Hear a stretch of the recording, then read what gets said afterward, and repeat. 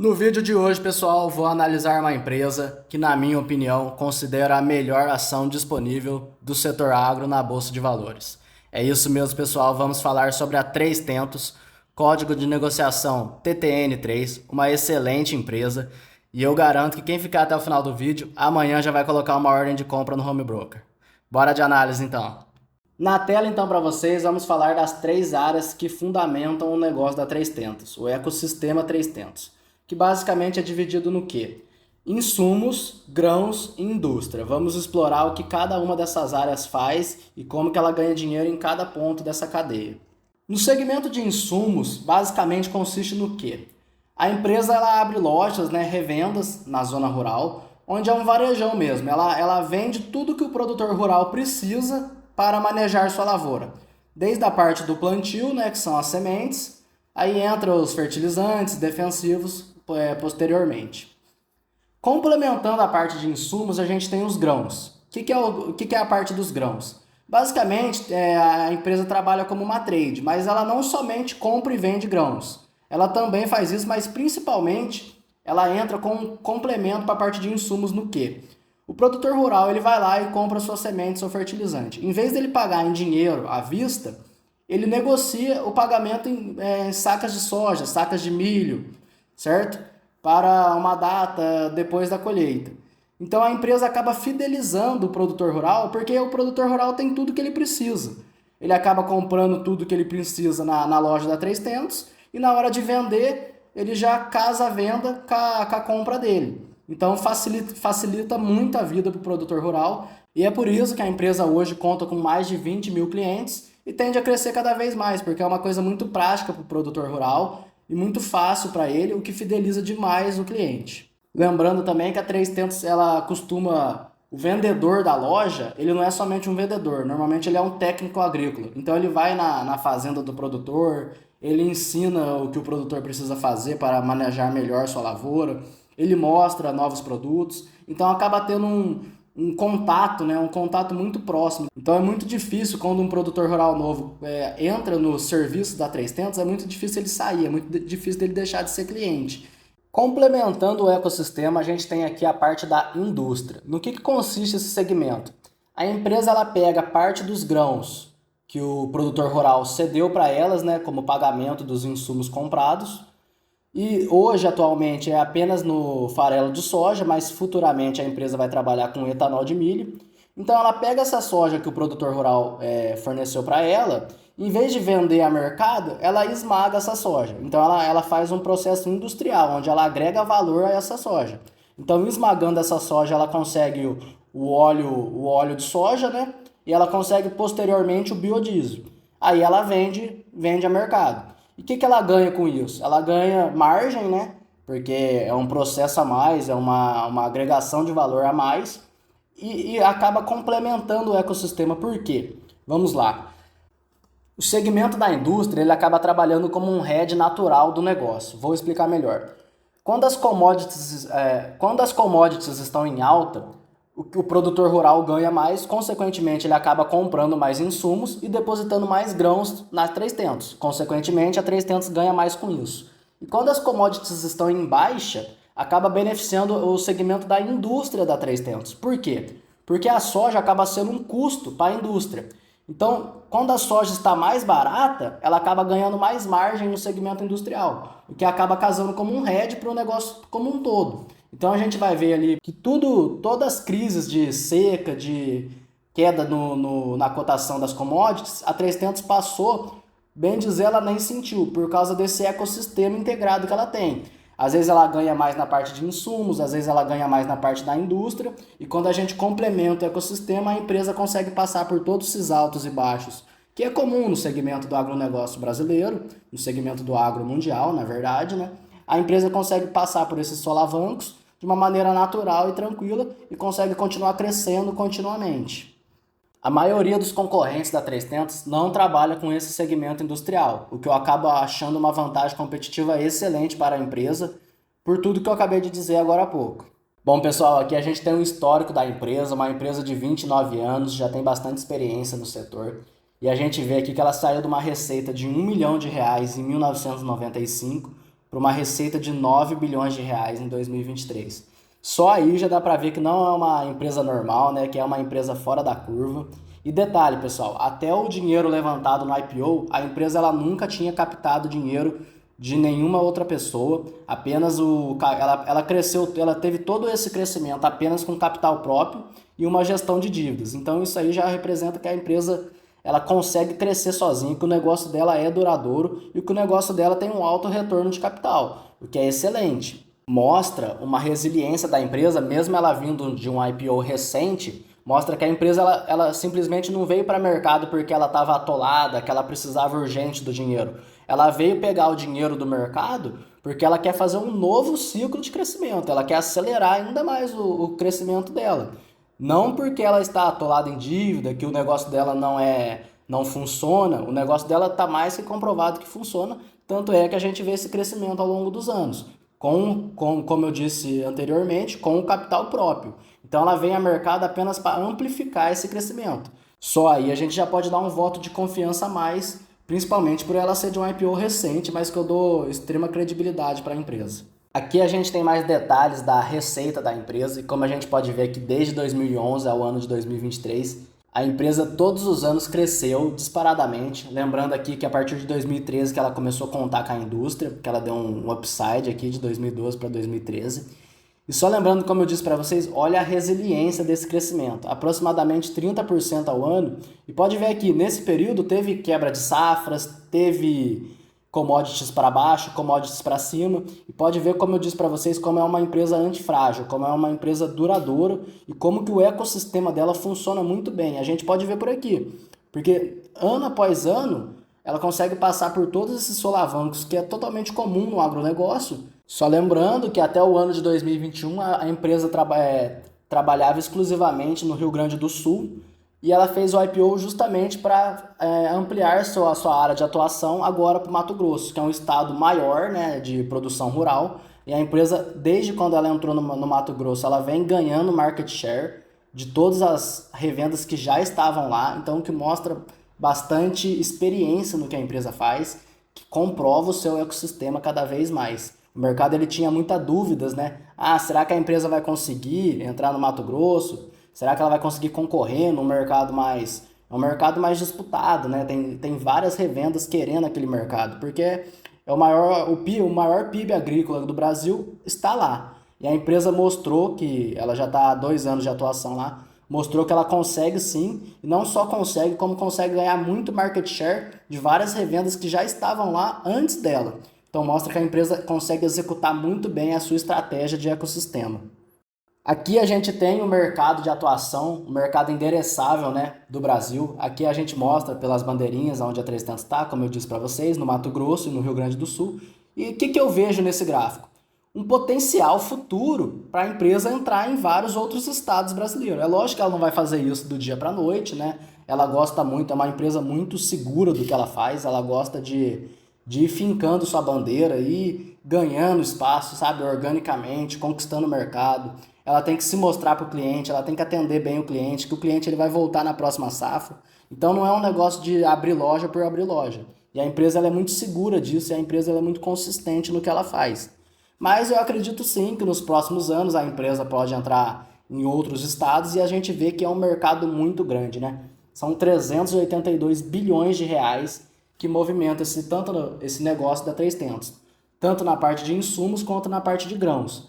Muito bacana essa parte aqui. Aqui ela mostra quanto que o produtor rural ganhou de produtividade na sua lavoura depois que virou cliente da 3tentos.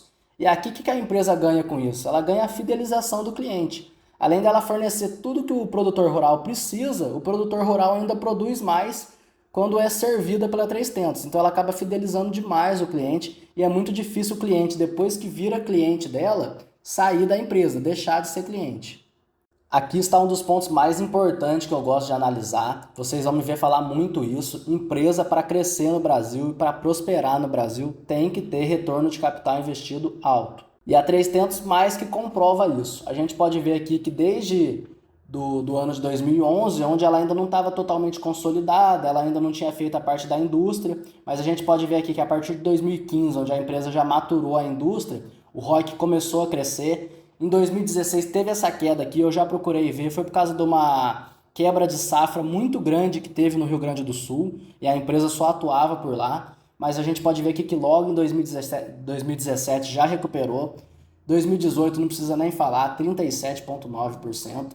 E aqui a gente percebe que depois de 2020, 2021, começa a dar uma quedinha. Por quê? Porque a empresa captou dinheiro no IPO. Então a base de capital dela aumentou muito. E a empresa ainda está investindo esse dinheiro que ela captou no IPO no negócio dela. Então até esse retorno dos investimentos maturar, esse ROIC ele dá uma baixada, mas é totalmente normal. Eu acredito que essa empresa, o que eu trabalho aqui nas minhas estimativas, é totalmente plausível ela trabalhar com um ROIC na casa dos 20 a 25%, o que para mim está excelente, é um retorno muito acima do custo de capital da empresa e o que mostra a vantagem competitiva que a empresa tem no setor. Quando uma empresa trabalha com níveis de ROIC muito alto por muito tempo, é uma maneira da gente ver nos números a vantagem competitiva que a empresa tem. Porque se a empresa ela não tem essa vantagem, logo novos concorrentes começam a entrar no setor e acaba derrubando o nível de rentabilidade da empresa. Mas a gente pode ver aqui que na verdade isso não ocorre com a 3tentos. Mesmo estando num setor muito disputado, a empresa consegue gerar valor e consegue trabalhar com níveis de ROIC muito bom, muito saudáveis. Bom, pessoal, eu estou aqui com o Fundamentei aberto para analisar um pouquinho melhor os números da empresa. A gente tem aqui então a receita líquida, né, que a gente já tinha comentado, uma receita líquida que cresce 30% ao ano, fenomenal. A gente tem o EBITDA que vem logo atrás em linha. A gente vê que o EBITDA ele é um pouquinho mais instável, principalmente por causa das questões que eu falei para você. Às vezes acontece uma quebra de safra, uma variação no preço das commodities, mas a empresa passa muito bem por isso, né? A gente vê aqui, como a gente viu lá no ano de 2016, deu uma quedinha, mas logo depois já recuperou e a empresa consegue passar muito bem por isso sem sofrer e voltar à sua normalidade. Em relação ao ano passado, a gente vê que tem uma queda também, que foi um fator extraordinário. Devido à pandemia, a empresa ela vendeu em 2022 os insumos num preço muito caro. E ela acabou comprando estoques de insumos num preço caro também. Então agora em 2023, onde esses preços voltaram à normalidade, a empresa acabou vendendo o insumo barato, adquirido ele por um preço mais caro. Então ela perdeu muita margem com isso. Mas também é um efeito não recorrente, a empresa já sinalizou que para o ano 2024 vai voltar à normalidade e vai voltar às suas margens históricas. Vale reparar o crescimento da receita, mesmo vendendo insumos mais baratos por preços menores, a empresa ela ganhou tanto volume, tanto market share de 2022 para 2023, que mesmo assim ela conseguiu crescer sua receita, penalizando apenas a margem no EBITDA. Outro ponto positivo para a empresa. Olhando agora o lucro líquido, a gente vê que o lucro se manteve estável em relação ao ano passado, por causa de um ganho que ela teve aqui na parte de impostos. É uma empresa que costuma pagar muito pouco impostos, ela tem uma série de benefícios fiscais. Tem gente que acha positivo, tem gente que acha negativo. Eu acabo considerando como neutro. É claro que se a empresa perder esses benefícios, ela vai sofrer, mas até agora não tem nenhum indício que ela vai trabalhar com imposto maior. E lembrando que não é só ela que trabalha com esse imposto menor, é todas as empresas que trabalham no setor. E por vias das dúvidas, se elas vierem a perder esses benefícios fiscais, eu acredito que todas elas acabaria reajustando o preço e quem sofreria com isso mesmo seria seus clientes na ponta final. Só um comentário em relação ao lucro líquido. Se a gente pegar aqui no passado, a empresa trabalhava com uma margem líquida bem menor, né? Na casa de 3, 1, tem ano até de 1%. E vocês falam, mas o que a empresa fez que ela conseguiu melhorar tanto sua margem líquida? E vocês já vão ver ali na parte do valuation, que eu vou estimar uma margem líquida para ela no futuro na casa desses 8%. E o que a empresa fez que ela conseguiu ganhar isso? Principalmente foi a questão da dívida, né, pessoal? A gente vê aqui que no passado ela trabalhava com uma dívida alta, porque ela estava financiando seu crescimento através de dívida. A empresa ela só conseguiu financiar esse crescimento através de dívida sem sair do controle por causa daquilo que a gente tinha comentado, que ela tem um ROIC alto. Mas ela trabalhava com um nível alto de dívida que pesava no balanço.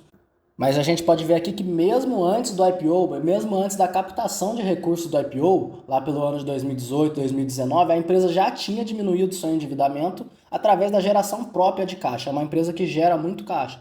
Outro ponto positivo para a empresa, e a empresa só conseguiu isso por causa daquele fator que a gente viu logo ali atrás, do ROIC elevado. A gente pode olhar aqui o ROI da empresa também, que é um pouquinho diferente do ROI, que eu não vou ter tempo para explicar agora, é o retorno sobre o equity da empresa, né, sobre o patrimônio.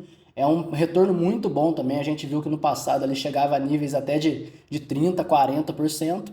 E aí depois que ela captou o dinheiro do IPO, deu uma quedinha, mas já está voltando para níveis altos, e eu acredito que vai chegar nesses 25%, 30% de ROI, né? Excelente também. E agora ela está trabalhando com uma dívida, bem dizer, zero. Então a empresa consegue crescer daqui para frente quase que com a sua geração própria de caixa e não tem mais esse peso do resultado financeiro no balanço.